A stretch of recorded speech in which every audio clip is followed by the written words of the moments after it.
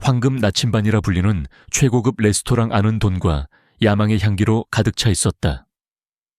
오래된 가죽, 값비싼 향수, 갓 구워낸 가리비의 냄새가 뒤섞여 흐르는 공기. 22살의 한지수에게 그것은 그저 지친 하루의 냄새일 뿐이었다. 포크와 접시가 부딪히는 소리는 그녀의 이중 근무가 끝날 시간을 세는 시계추 같았다. 그때 그의 자리가 그녀의 구역에 배정되었다. 강도윤, 경제 잡지마다 얼굴을 내건 남자, 기술 제국의 거물. 그의 재산이면 세상의 굶주림도 해결할 수 있다는 사나이.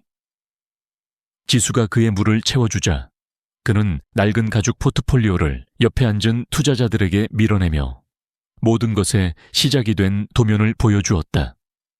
그리고 그 순간 지수의 세계가 멈췄다. 오른쪽 하단, 익숙하고 우아한 필체. 10년 동안 본 적 없는 서명이 거기에 있었다. 죽은 자의 흔적. 황금 나침반은 단순한 레스토랑이 아니었다. 그것은 무대였다. 매일 밤 도시의 가장 강력한 이들이 모여 권력과 축배의 의식을 펼치는 어두운 조명 속 무대. 지수는 그 무대에 보이지 않는 스태프였다. 잘 다려진 검은 유니폼 속 유령 같은 존재. 있어도 보이지 않아야 했고 말이 나오기도 전에 필요를 채워야 했다.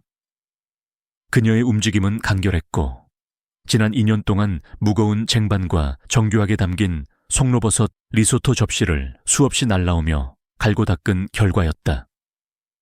오늘 그녀의 구역에는 강도윤이 있었다. 그는 단순히 부자가 아니었다. 그는 자연의 힘과도 같은 존재였다. 그의 회사 도윤산업과 독자적인 도윤 코어 기술로 에너지 분야를 단숨에 혁신한 사나이. 그는 한 번도 거절당하지 않은 자만이 가질 수 있는 태연한 오만함을 지니고 있었다. 그의 목소리는 레스토랑의 정중한 웅성거림을 가르며 날카롭고 단호하게 울려 퍼졌다.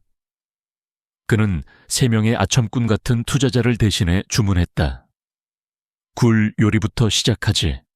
그리고 진짜 오맛의 와인 한 병 가져와.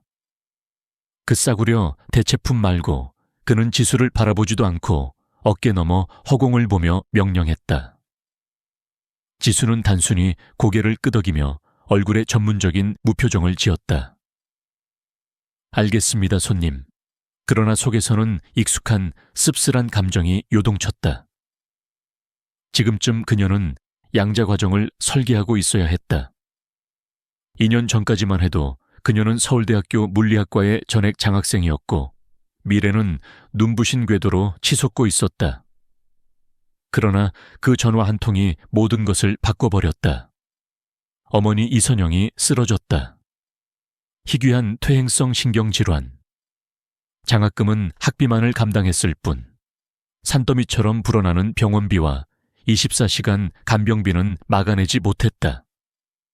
그래서 지수는 학업을 포기하고 이론 물리학의 세계를 버린 채 임대료와 약값이라는 가혹한 현실을 선택해야 했다. 그녀는 고향으로 돌아가 학위 없이 할 수 있는 가장 잘 벌리는 일을 택했고 꿈이 백미러 속으로 멀어지는 것을 지켜보았다. 그녀의 삶은 이제 반복이었다. 새벽녘 작은 원룸의 고요, 잠든 어머니를 확인하는 일, 레스토랑으로 향하는 긴 버스, 지치는 서빙의 춤, 늦은 밤의 귀가, 그리고 조용한 시간에 아버지가 남긴 낡은 교재를 펼치며 꺼져가는 불씨를 지키려 애쓰는 나날. 그녀의 아버지, 한민수, 삶 속에 커다란 빈자리였다. 그는 천재적인 물리학자였고 우주를 패턴과 방정식으로 보던 남자였다. 그는 냅킨 위에 연구기관 설계를 끄적이며 별의 핵합성을 자장가처럼 설명해주곤 했다. 그러나 10년 전 그녀가 12살이던 해에 그는 흔적도 없이 사라졌다. 어제까지는 곧 세상을 바꿀 돌파구를 찾았다고 흥분하던 사람이었다. 그러나 다음 날 그는 사라졌다. 경찰은 그의 차를 오래된 등대 절벽 근처에서 발견했다. 발견된 유서는 모호했고 실패와 압박에 관한 애매한 문장뿐이었다. 경찰은 자살이라 단정했지만 시신은 끝내 발견되지 않았다. 그 상실은 가족을 산산조각 냈고 어머니의 정신을 병이 무너뜨리기 전부터 꺾어버렸다. 지수에게는 알 수 없는 잘못됨의 감각만이 남았다.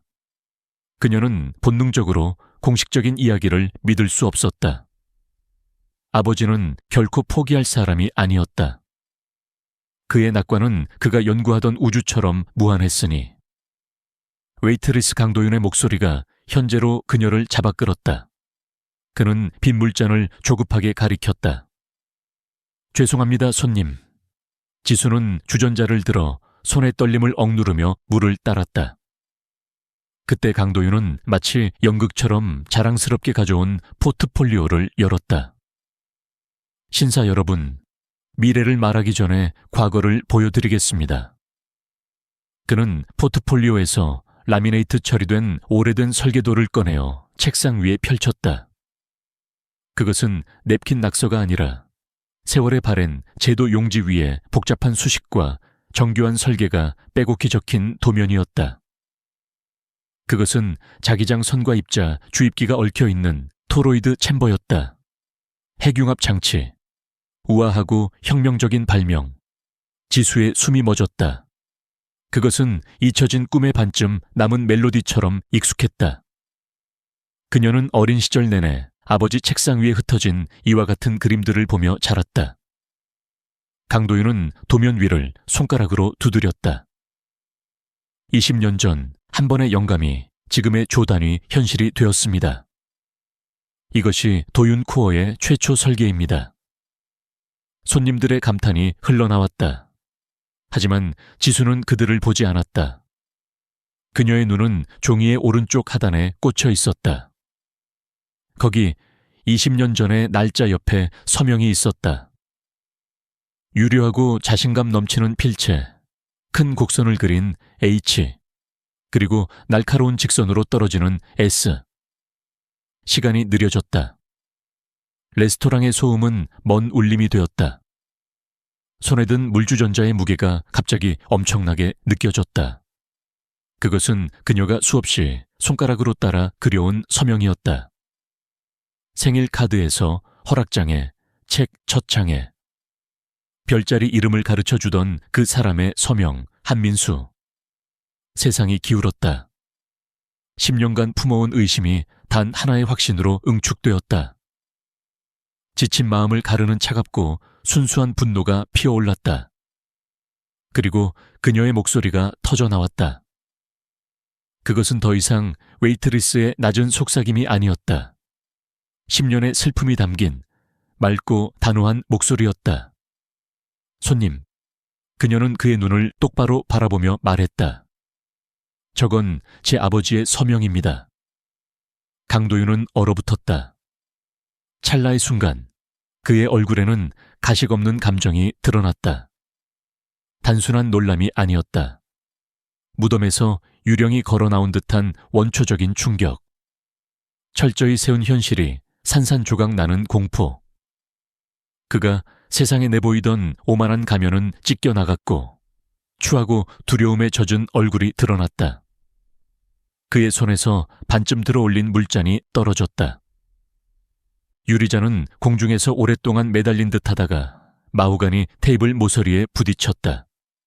그것은 잔잔한 파편 소리가 아니라 날카롭고 폭발적인 파열음이었다.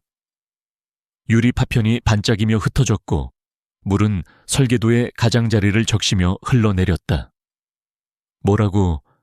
방금 뭐라고 했나?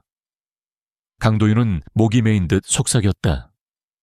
그의 눈은 지수와 종이 위에 서명을 번갈아 가리키며 공포에 휩싸였다. 세 명의 투자자는 포크를 허공에 멈춘 채 어리둥절하게 바라봤다. 갑작스러운 폭발음은 레스토랑의 평온한 분위기를 박살냈다. 주변의 손님들까지 놀란 눈길을 보냈다. 그리고 완벽하게 차려입은 늘 불안해 보이는 매니저 박 실장이 이미 다가오고 있었다. 그의 얼굴은 정중한 걱정으로 가득 차 있었다. 지수는 움츠러들지 않았다. 가슴속에 뿌리내린 차가운 확신이 그녀를 단단히 붙잡고 있었다. 그녀는 떨리지만 단호한 손가락으로 종이를 가리켰다. 이 서명, 한민수, 제 아버지입니다. 강도윤의 충격은 순식간에 몰린 짐승 같은 광기로 바뀌어 갔다. 그는 물에 젖어 번지는 설계도를 낚아채더니 흰 린넨 냅킨으로 미친 듯이 닦아냈다. 터무니없는 소리 마라. 그의 목소리는 다시 힘을 찾았지만 그 안에는 부서질 듯한 방어적 분노가 스며 있었다. 보안, 이 망상에 사로잡힌 여자를 당장 끌어내라. 저는 망상에 빠진 게 아닙니다. 지수의 목소리는 높아졌고 다른 손님들의 웅성거림을 뚫고 울려 퍼졌다. 저는 아버지의 서명을 알아봅니다. 그의 연구도 알아봅니다. 저건 아버지의 방정식이에요. 그는 그 연구를 프로젝트 키메라라고 불렀습니다. 저에게 직접 이야기했어요. 그 이름이 울려 퍼지자 강도윤의 얼굴은 신체적 충격을 받은 듯 창백해졌다. 값비싼 구릿빛 피부 아래로 피가 빠져나가듯 기괴하게 희끄무레해졌다. 프로젝트 키메라. 20년 동안 단 한 번도 입 밖에 나오지 않았던 이름. 그의 제국이 세워진 기초에 깊이 묻어두었던 이름. 그가 영원히 지워버렸다고 생각했던 유령. 박 실장이 테이블에 다가왔다. 억지 웃음이 얼굴에 얇게 걸려 있었다. 강 회장님, 무슨 문제라도 있으십니까? 아가씨, 손님들을 방해하고 계십니다. 이 웨이트리스가 황당한 망상으로 나와 손님들을 괴롭히고 있습니다. 강도윤은 으르렁거리며 설계도를 다시 포트폴리오 안에 밀어넣고 힘껏 덮었다. 그는 자리에서 일어나 지수 위로 거대한 그림자를 들이우며 자신의 신체적 존재감을 이용해 그녀를 위협했다. 이 여자는 분명히 불안정합니다. 당장 해고하시오. 제가 처리하겠습니다. 박 실장은 안타까운 눈빛을 지수에게 돌렸다. 그러나 지수는 침묵하지 않았다. 10년 동안 대답 없는 질문, 증거 없는 슬픔을 강요당한 세월이 끌어올랐다. 그는 거짓말을 하고 있습니다. 지수의 목소리는 확신으로 울려 퍼졌다. 그녀는 강도윤을 넘어 놀라움에 굳어있는 투자자들의 얼굴을 똑바로 바라봤다. 그 기술, 이른바 도윤 코어는 제 아버지의 것입니다. 그는 10년 전 사라졌습니다. 이 사람은 훔친 아이디어와 거짓으로 제 포춘을 세운 겁니다. 투자자 중 한 명, 은발의 박재현 이사는 강 회장을 향해 잠깐 흔들리는 눈빛을 보였다. 단순한 오해라면 그의 반응은 지나치게 극단적이고 폭력적이었다. 그것은 무언가 숨기고 있는 사람의 반응이었다. 그만, 강도윤이 포효했다. 그는 지수의 팔을 낚아채며 손가락으로 그녀의 살을 깊게 파고들었다. 꺼져라. 내 눈앞에서 당장 사라져. 지수는 몸을 비틀어 팔을 빼내며 휘청였다. 사람을 지운다고 해서 진실까지 사라지지 않습니다. 강 회장님, 진실은 그렇게 사라지는 게 아니에요. 박 실장은 억만장자 고객이 대중 앞에서 무너지는 것을 막기 위해 선택을 했다. 그는 두 사람 사이에 몸을 세워 강 회장을 가렸다. 한지수 씨, 이제 충분합니다. 해고입니다. 즉시 물건을 챙기고 떠나십시오. 경호원이 에스코트할 겁니다. 근처에서 대기하던 2명의 건장한 경호원이 앞으로 나섰다. 그들은 손을 대지 않았지만 그 존재만으로 벽처럼 막아섰다. 지수의 몸에서 싸울 힘이 빠져나갔고 대신 깊고 차가운 불의가 스며들었다. 그녀는 단지 진실을 말했을 뿐인데 세상은 권력자를 지키기 위해 일제히 그녀를 배척했다. 그녀는 마지막으로 강도윤을 바라보았다. 그의 얼굴에서 두려움은 사라지고 차갑고 파충류 같은 분노가 자리했다. 그의 눈빛은 잔혹한 약속을 담고 있었다. 이건 끝이 아니다. 반드시 널 짓밟겠다. 경호원들에게 둘러싸여 직원 출구로 향하는 동안 침묵의 길이 갈라졌다. 강도윤은 억지로 다정한 목소리를 만들어내며 손님들에게 사과했다. 깊이 사과드립니다, 신사분들. 불만에 찬 직원의 망상일 뿐입니다. 자, 이제 확장 계획 이야기를 이어가시죠. 묵직한 주방문이 닫히며 그의 목소리는 끊겼다. 지수는 소란스럽고 김이 가득한 주방에 홀로 서 있었다. 앞치마는 이제 더 이상 자신에게 맞지 않는 의상처럼 느껴졌다. 그녀는 해고당했다. 이제 무직이었다. 어머니의 다음 약값은 일주일 뒤에 다가오는데. 그러나 당황과 수치심 속에서도 새로운 감정이 움트고 있었다. 그것은 차갑고 단단한 결심이었다. 강도윤의 반응은 결백이 아니었다. 그것은 죄책감이었다. 그는 단순한 도둑이 아니었다. 훨씬 더 어두운 무언가를 숨기고 있었다. 그는 아버지의 연구를 훔친 것만이 아니었다. 아버지에게 무슨 일이 일어났는지 알고 있었다. 가난한 웨이트리스 한지수는 더 이상 존재하지 않았다. 그 자리에 선 사람은 한민수의 딸이었다. 그리고 그녀는 인생의 새로운 사명을 찾았다. 어떤 대가를 치르더라도 진실을 밝혀내는 것. 아버지는 단순히 사라진 것이 아니었다. 그는 지워졌다. 이제 그녀는 그를 다시 세상 속에 써 내려갈 것이다. 해고는 신속하고 냉혹했다. 박 실장은 작은 상자 하나를 건네주었다.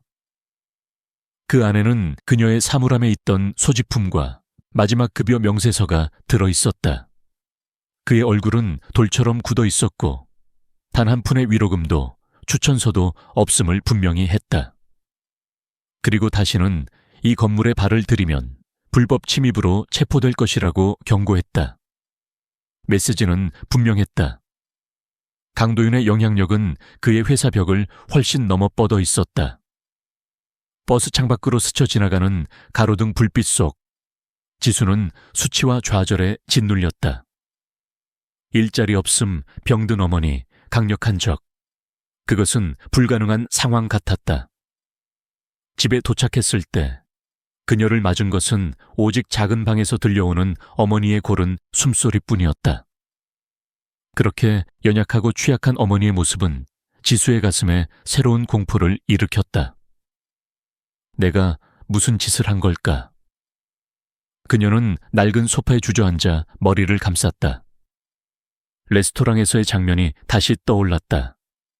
강도윤의 얼굴에 스친 충격, 눈에 맺힌 도끼, 그리고 프로젝트 키메라라는 이름.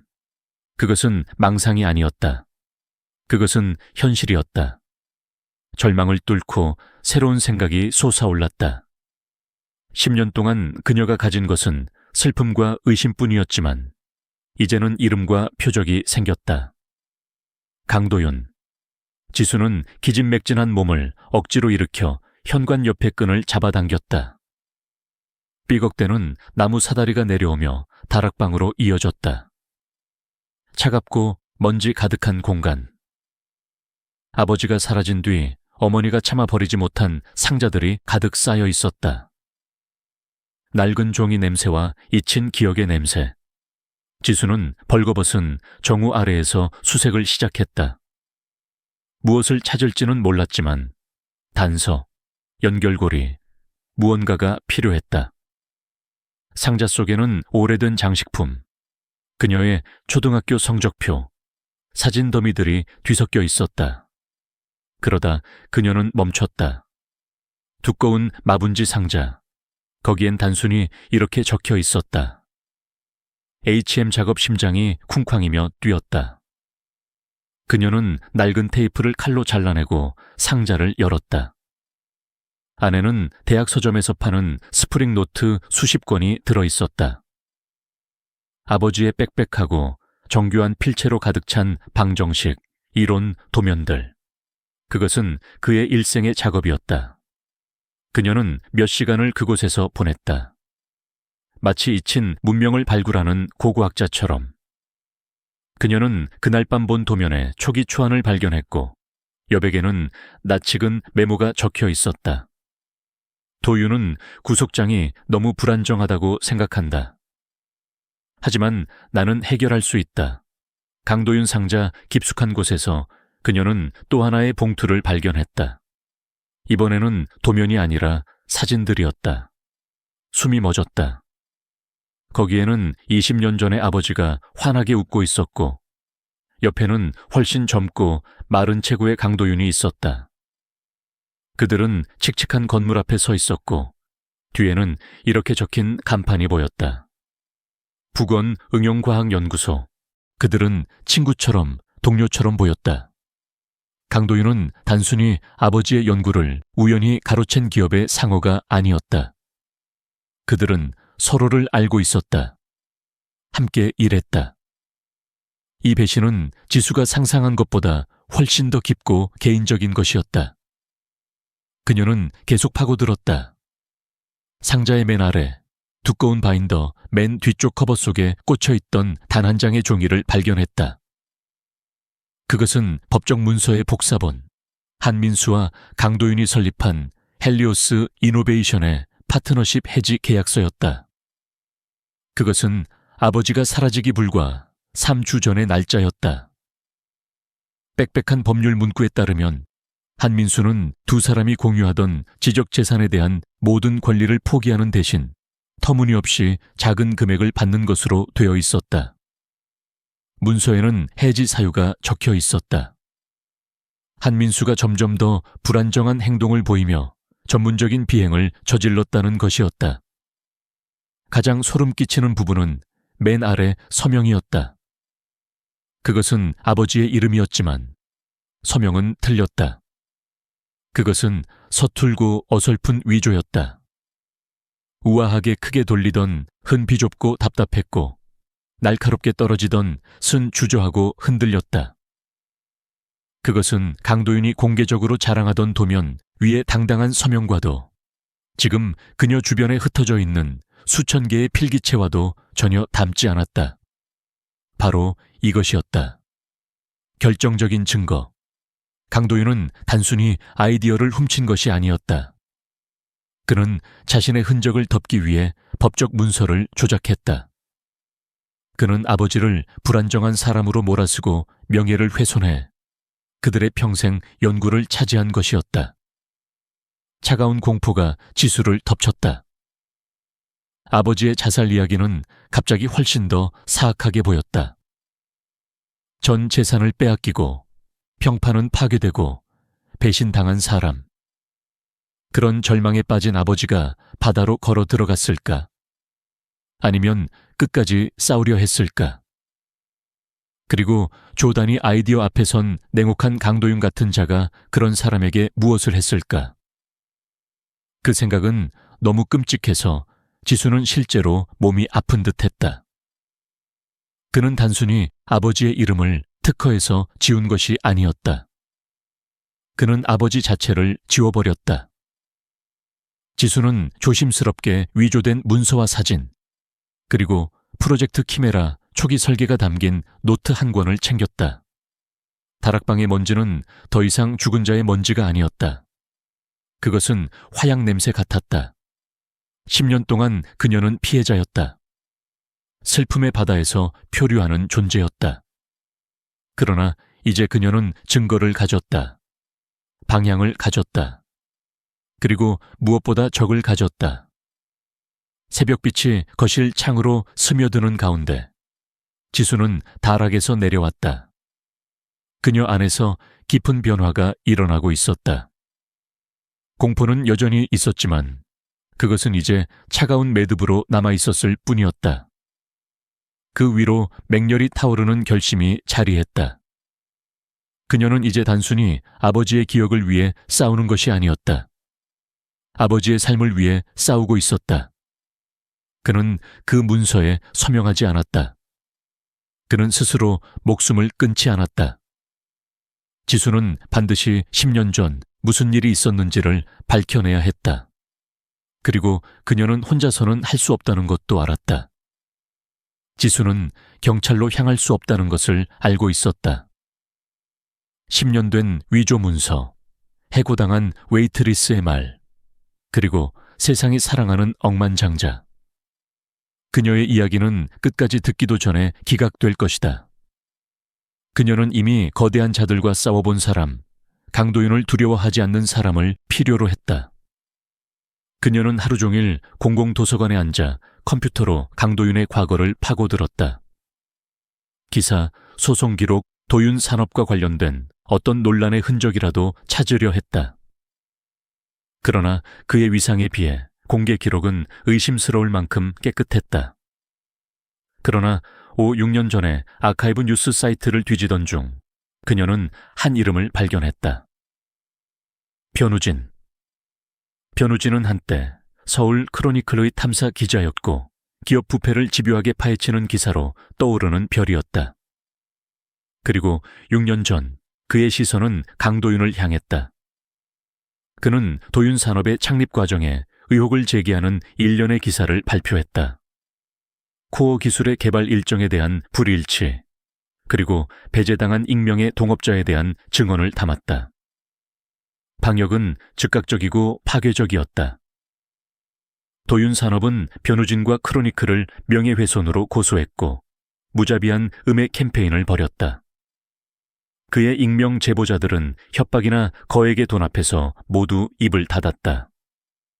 크로니클은 파산 직전까지 몰렸고 결국 합의 후 변우진을 해고하며 기사 전면 철회를 발표했다.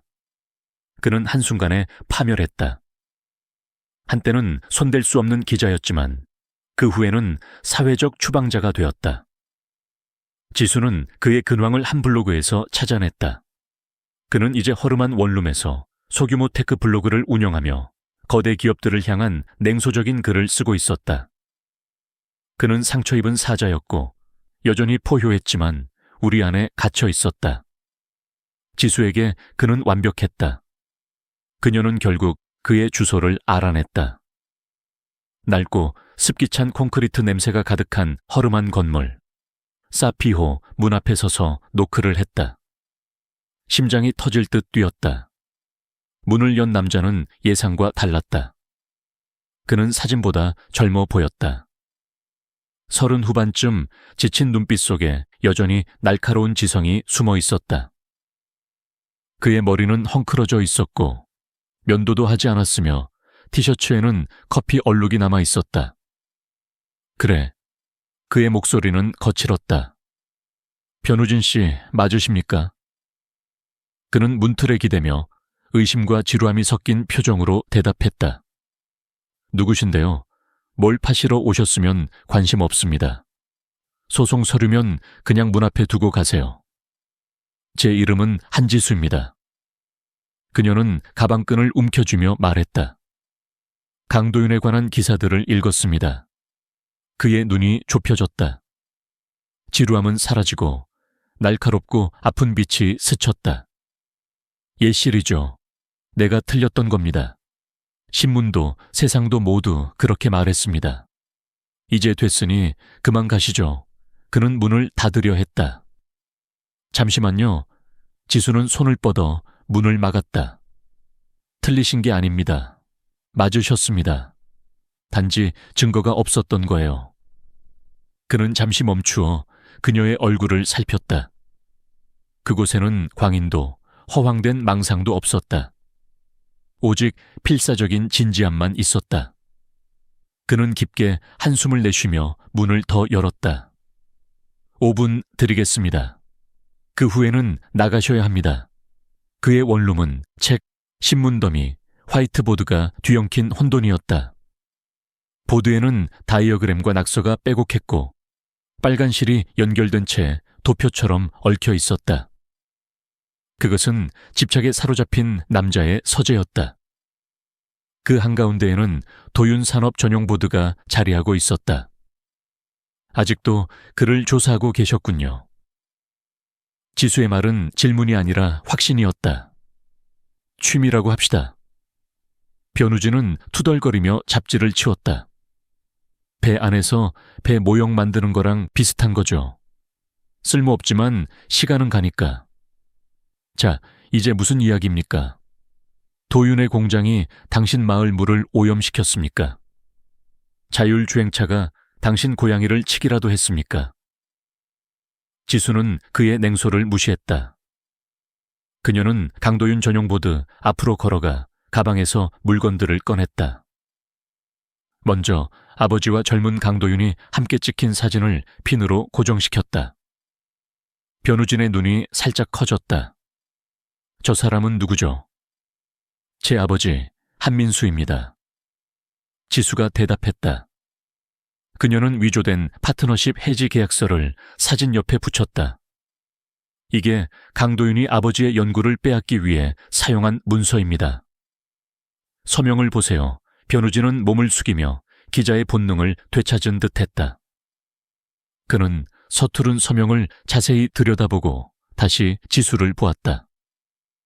어젯밤 지수는 흔들리지 않는 목소리로 계속했다. 강도윤은 제가 일하는 레스토랑에서 원본 설계도를 자랑했습니다. 거기엔 아버지의 진짜 서명이 있었습니다. 제가 그 자리에서 그를 지목했고 그 결과 해고당했습니다. 변우진은 오랫동안 침묵했다. 그는 좁은 원룸을 돌며 뒷목을 문질렀다.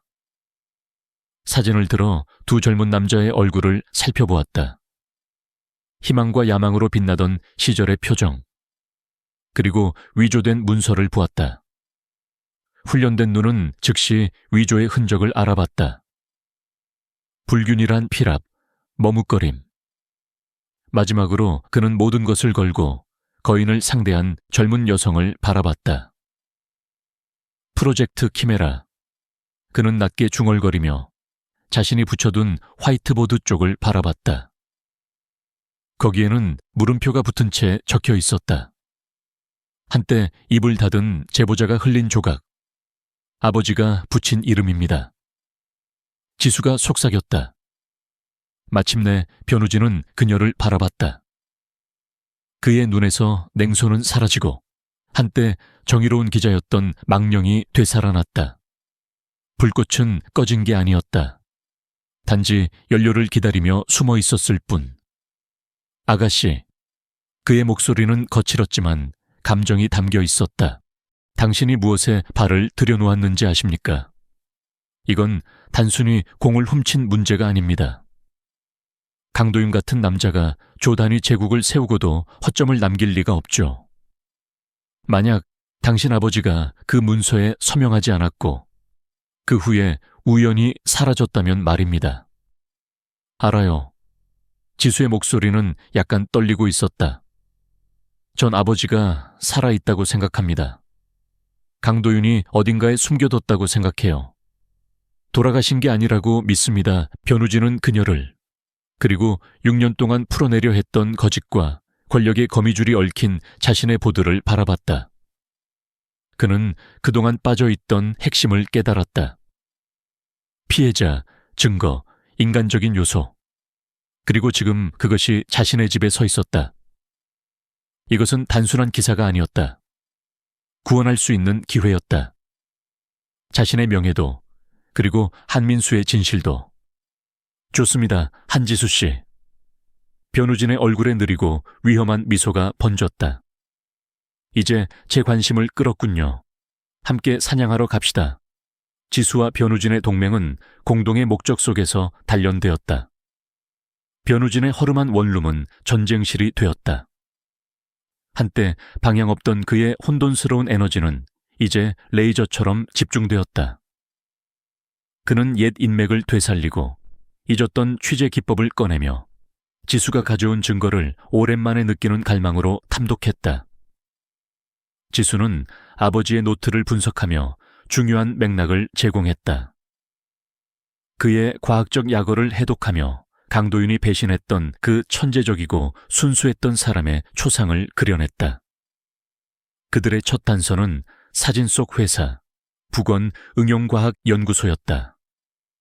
몇 통의 전화를 통해 그곳은 15년 전 파산한 작은 기술 인큐베이터였음을 알게 되었다. 기록 대부분은 사라졌지만 변우진의 집요함이 결실을 맺었다. 그는 오래된 직원 명부에서 한 이름을 추적해냈다. 최광수 연구소에서 한민수와 강도윤과 함께 일했던 수석실험 기술자였다. 그를 찾는 일은 쉽지 않았다. 최광수는 흔적을 감춘 듯 소셜미디어도 현재 주소도 없었다. 마침내 변우진은 빈티지 라디오 동호회 회원 명단에서 그의 이름을 발견했다. 그는 도심에서 3시간 떨어진 조용한 은퇴자 마을에 살고 있었다.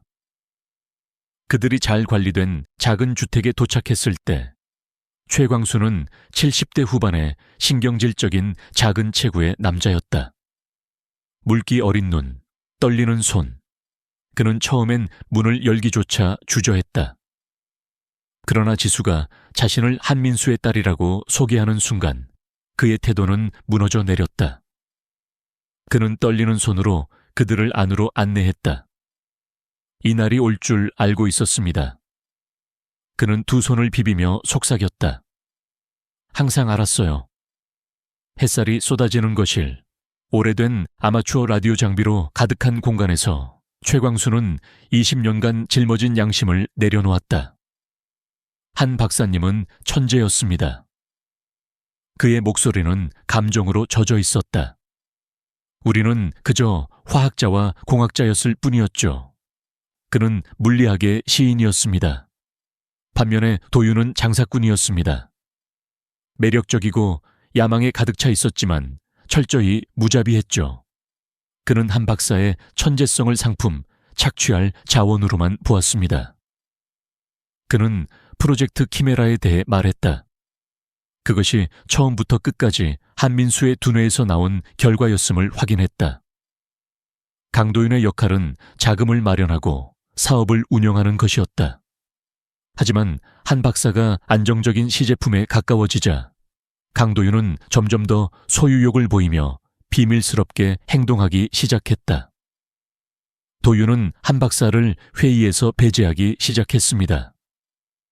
투자자들에게는 모든 것이 자기의 연구라고 말했죠. 한 박사는 단순히 뛰어나지만 불안정한 연구자일 뿐 관리가 필요하다고요. 그는 배신을 준비하고 있었습니다. 그날은 최광수의 기억에 선명히 새겨져 있었다. 강도윤은 긴급 회의를 소집했고 서명된 문서를 들고 와 한민수가 신경소약으로 회사를 떠난다고 발표했다. 거짓이었습니다. 최광수의 목소리가 갈라졌다. 그는 스트레스를 받고 있었지만 돌파구에 가까워지고 있었습니다. 불안정하지 않았습니다. 오히려 들떠 있었죠. 그날 오후 나는 2명의 남자가 한 박사를 억지로 끌고 나가는 걸 봤습니다. 그들은 과학자도 투자자도 아니었어요. 강도윤은 그가 치료를 받으러 간다고 했습니다. 우리는 다시는 그를 보지 못했어요. 지수는 숨이 막혔다. 직접 보셨군요. 그들이 아버지를 데려가는 걸 최광수는 고개를 끄덕이며 수치심에 얼굴을 떨궜다. 우린 모두 두려웠습니다. 강도윤은 막대한 자금을 새로 확보해둔 상태였고 한 박사의 불안정이 알려지면 모든 것이 무너질 거라 했습니다. 그는 우리를 침묵의 공범으로 만들었죠. 회사를 해체하면서 두둑한 퇴직금을 주었습니다. 그것은 입막음 돈이었습니다. 변우진은 몸을 앞으로 숙이며 조심스레 물었다. 최 박사님, 그날 치료받으러 간다고 하셨죠? 어디였는지 아십니까? 병원? 요양원?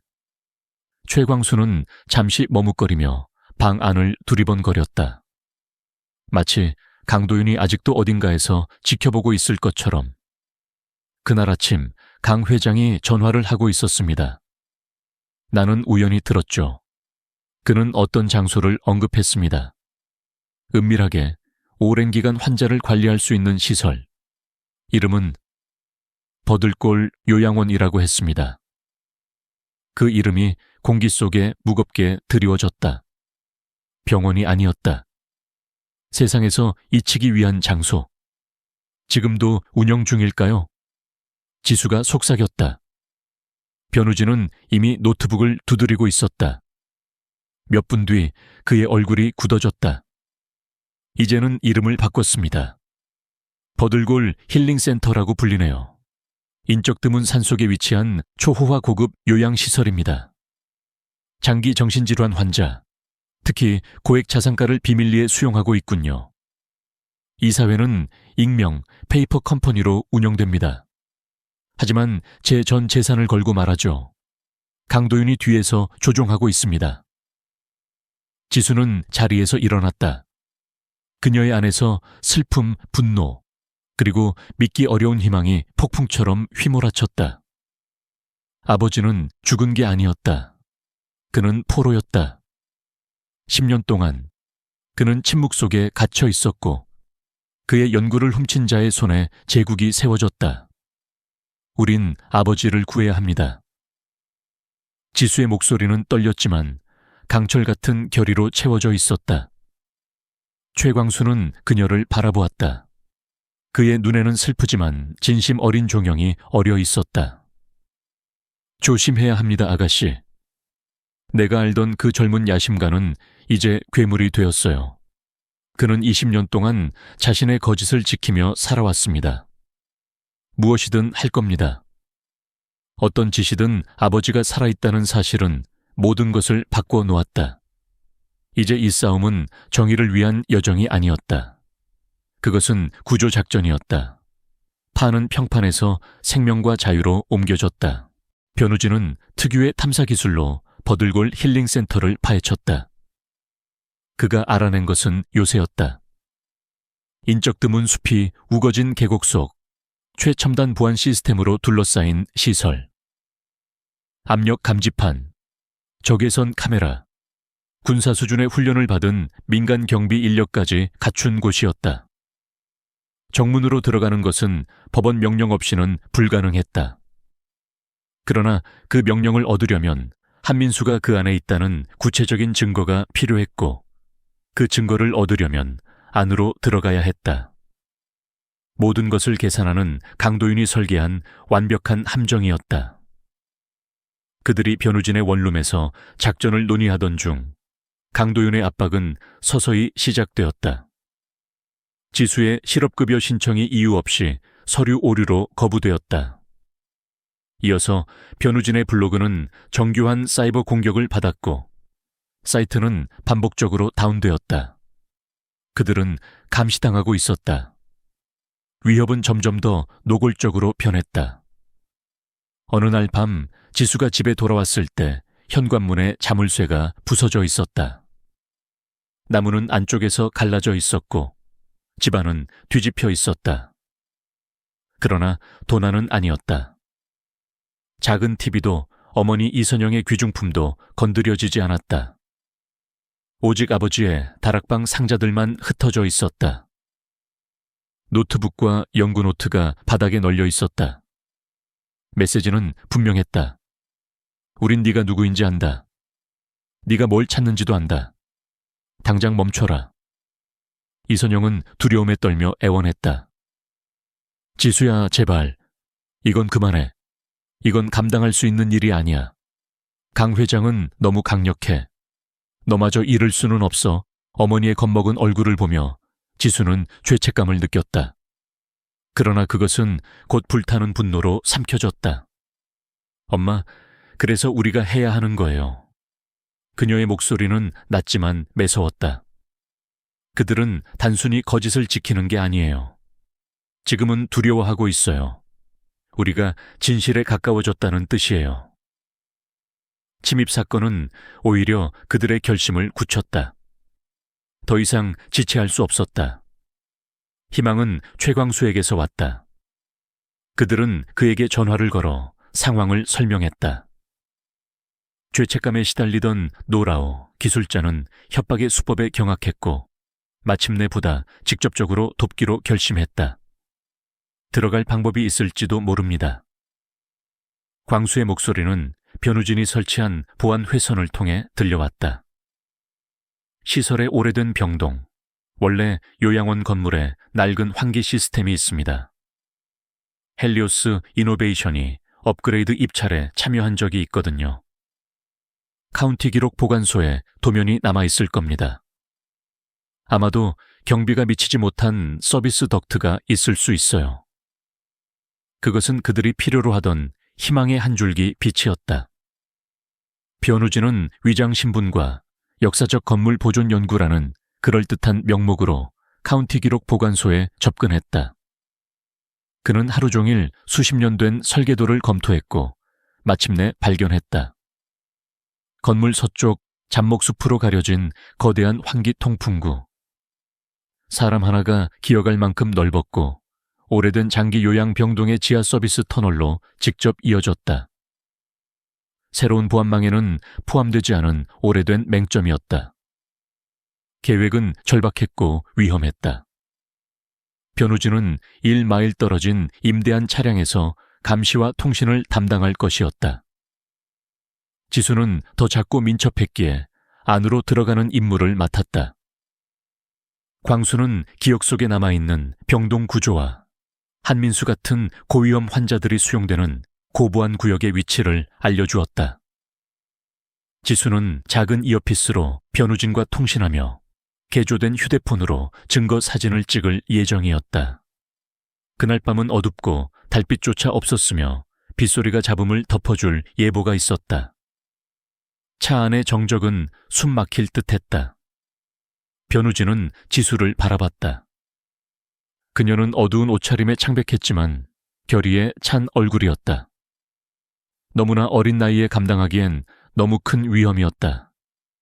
꼭 네가 할 필요는 없어, 지수. 변우진은 낮게 말했다. 다른 방법을 찾을 수도 있잖아. 다른 방법이 어디 있죠, 기자님? 그녀는 눈을 앞길에 고정한 채 대답했다. 아버지는 10년 동안 그 안에 갇혀 있었어요. 우리가 하루라도 늦으면 그가 하루를 더 잃는 거예요. 전 반드시 들어가야 합니다. 그들은 나무가 우거진 험한 길가에 차를 세웠다. 변우진은 장비를 설치했다. 노트북, 신호 증폭기, 경찰 무정기까지 연결했다. 좋아. 그의 목소리는 업무에 집중된 톤이었다. 통신 점검. 잘 들려요. 지수가 칼라에 달린 마이크에 속삭였다. 30분이 한계입니다. 그 뒤엔 야간 경비 순찰이 외곽을 돌 겁니다. 들어가서 아버지를 확인하고 사진을 찍고 바로 나옵니다. 절대 맞서지 마세요. 절대 잡히지 마세요. 당신의 안전이 최우선입니다. 지수는 심장이 폭발할 듯 뛰는 것을 느끼며 고개를 끄덕였다. 그녀는 작은 배낭을 맸다. 손전등, 멀티툴, 번호폰이 들어있었다. 두 사람은 시계를 맞췄다. 행운을 빌어요. 변우진의 눈에는 단순한 기자 이상의 걱정이 담겨 있었다. 지수는 작게, 그러나 단단히 미소 지었다. 30분 후에 뵙겠습니다. 그녀는 차 문을 열고 어두운 숲속으로 사라졌다. 마치 용의 굴로 향하는 유령처럼. 나무잎이 바스락거리는 소리, 나뭇가지가 꺾이는 소리가 총성처럼 크게 들렸다. 숲 너머로 드러난 버들골 힐링센터의 실루엣은 치유의 장소로 위장된 현대식 감옥이었다. 지수는 두려웠지만 한 가지 생각이 그녀를 밀어주었다. 아버지, 제가 갑니다. 황희 덕트를 기어가는 것은 끔찍한 고통이었다. 차갑고 습한 금속이 옷을 긁었고 절대적인 어둠은 손전등 불빛 하나에 의존하게 했다. 거미줄이 얼굴을 스쳤고 공기는 부패와 소독약 냄새로 탁했다. 그것은 무덤으로 기어들어가는 기분이었다. 끝없는 시간처럼 느껴진 뒤 희미한 격자를 발견했다. 지수는 멀티툴로 녹슨 볼트를 조심스럽게 풀고 조용히 몸을 지하로 내렸다. 버들골의 지하 서비스 터널은 배관과 전선으로 얽힌 미로였다. 철망 속 응급등이 희미하게 공간을 밝혔다. 콘크리트 바닥을 타고 건물의 생명유지 장치가 울려 퍼졌다. 들어왔어요. 지수는 마이크에 속삭였다. 잘 들려? 변우진의 목소리가 귀에 갈라지며 들려왔다. 도면에 따르면 C구역 정비 계단을 찾아야 합니다.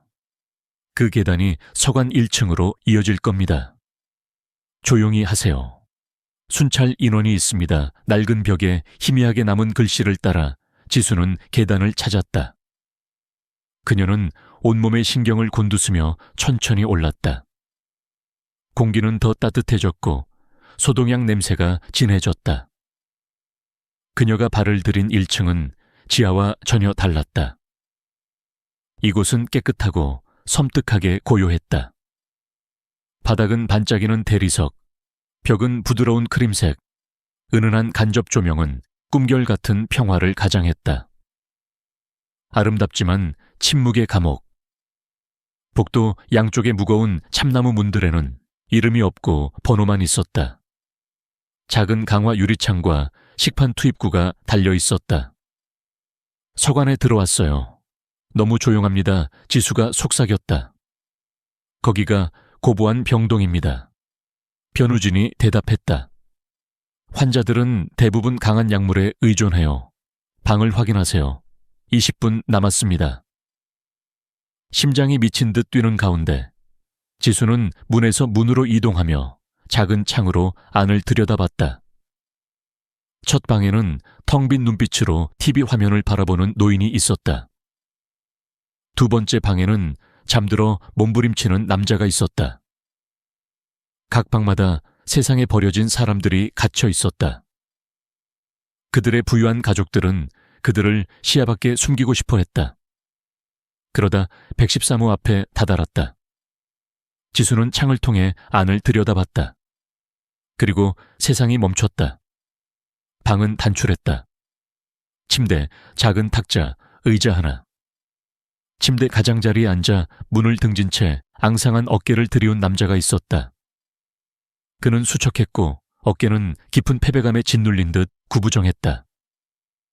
그는 작은 노트에 연필로 무언가를 그리고 있었고 동작은 느리고 조심스러웠다. 그때 그가 고개를 살짝 돌렸다. 희미한 불빛 속에서 지수는 그의 옆모습을 보았다. 얼굴은 늙었고 야위었으며 슬픔의 주름이 새겨져 있었다. 그러나 그것은 분명 그 사람이었다. 넓은 이마, 곧은 코, 부드럽게 굽은 미간. 그것은 아버지였다. 지수의 목구멍에서 흐느낌이 터져 나왔고 그녀는 손으로 입을 틀어막았다. 눈물이 얼굴을 타고 흘러내렸다. 살아있었다. 죽었다고 애도해야 한다고 믿은 지난 10년. 그러나 그는 여기에 있었다. 기자님, 그녀는 감정의 목이 메인 차에 속삭였다. 찾았어요. 아버지예요, 조아, 지수. 조아 변우진의 목소리는 그녀의 감정 폭풍 속에서 흔들리지 않는 닻이었다. 사진을 찍으세요. 증거가 필요합니다. 떨리는 손으로 지수는 휴대폰을 들어 올렸다. 아버지의 얼굴을 반드시 찍어야 했다. 그녀는 강화 유리를 살짝 두드렸다. 아버지. 목소리는 거의 들리지 않았지만 깊은 정적 속에서는 충분했다. 한민수가 움찔했다. 천천히 고개를 돌렸고 흐릿하고 초점 잃은 눈으로 그녀를 멀리서 바라보듯 응시했다. 순간적인 혼란, 희미한 인식의 그림자가 스쳤지만 그것은 10년의 약물과 고립 아래 묻혀 있었다. 아버지, 저예요. 지수는 차가운 유리에 손을 대며 속삭였다. 저예요, 지수예요. 그의 미간이 찌푸려졌다. 그 이름은 마음속 깊은 어딘가를 흔들었다. 그는 머뭇거리며 문 쪽으로 한 발짝 다가왔고 안개 속을 뚫으려는 듯 그녀를 바라보았다. 그 순간 그의 얼굴은 혼란과 갈망이 뒤섞인 비극적인 표정으로 가득했다.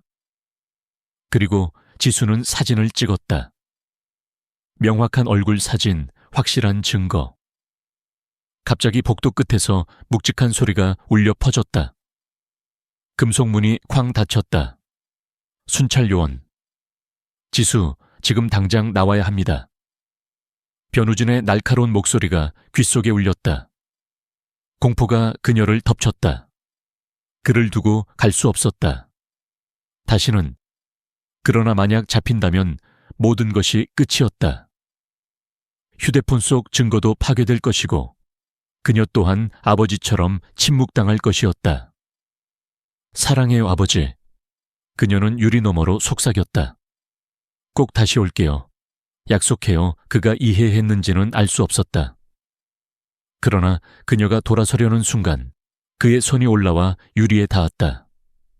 그녀의 손과 마주한 채로 아드레날린이 몸을 휘감았다.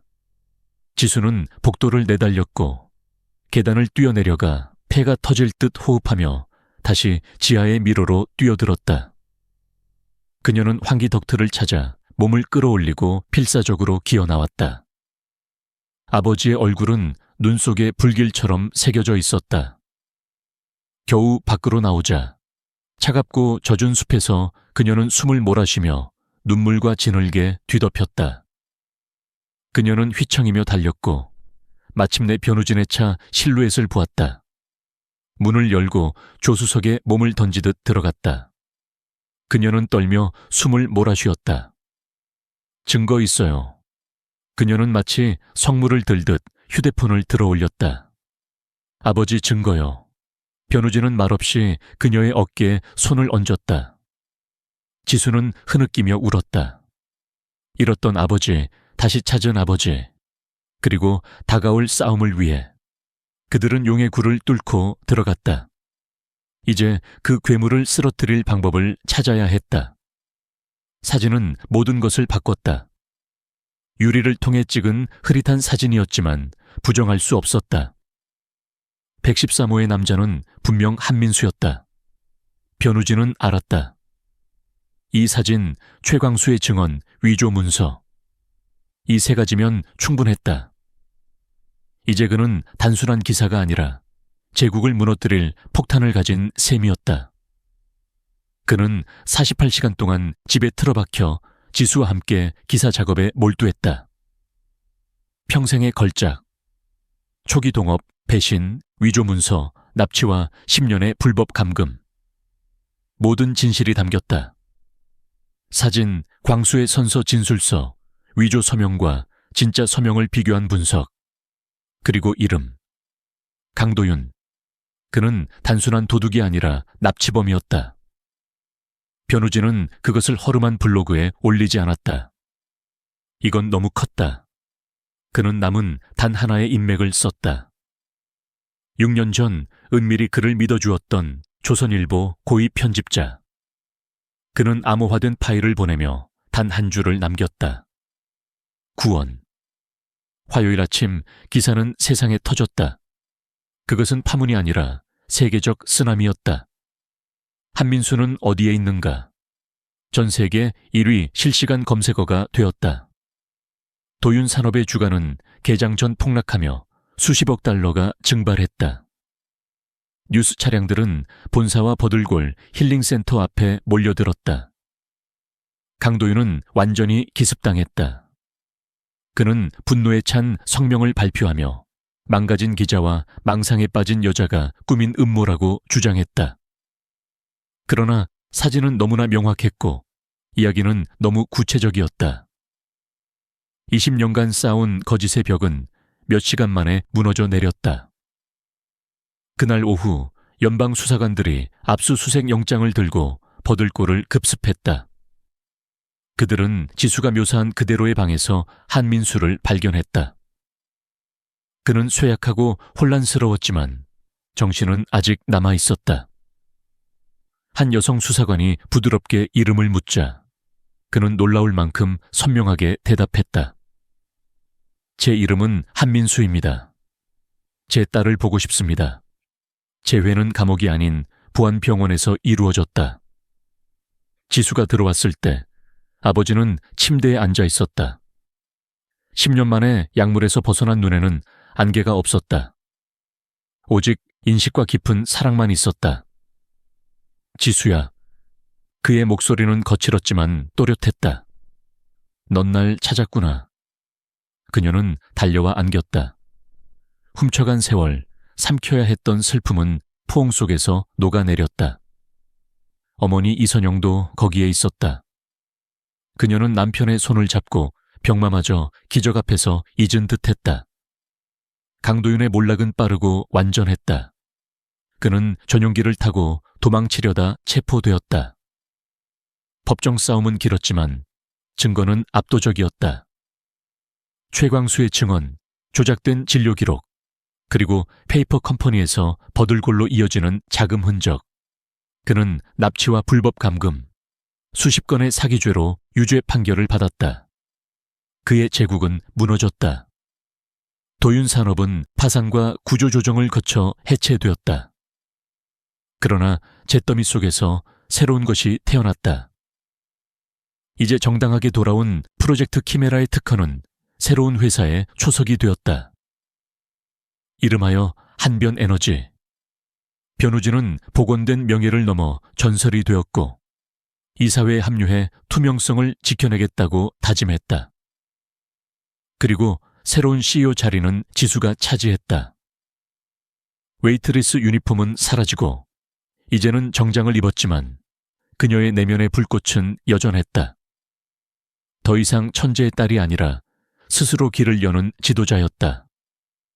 몇 달 뒤 지수는 아버지와 변우진과 함께 새 연구실에 섰다. 밝고 깨끗한 공간, 화면 속에는 새로운 설계도가 떠 있었다. 구속장, 한민수는 화면을 가리키며 말했다. 드디어 안정화 방정식을 풀었어. 10년 동안 그 방에서 생각한 끝에. 지수는 빛나는 미소로 답했다. 알아요, 아버지. 그녀는 그의 어깨에 손을 얹었다. 이번엔 진짜로 세상을 바꿔봅시다.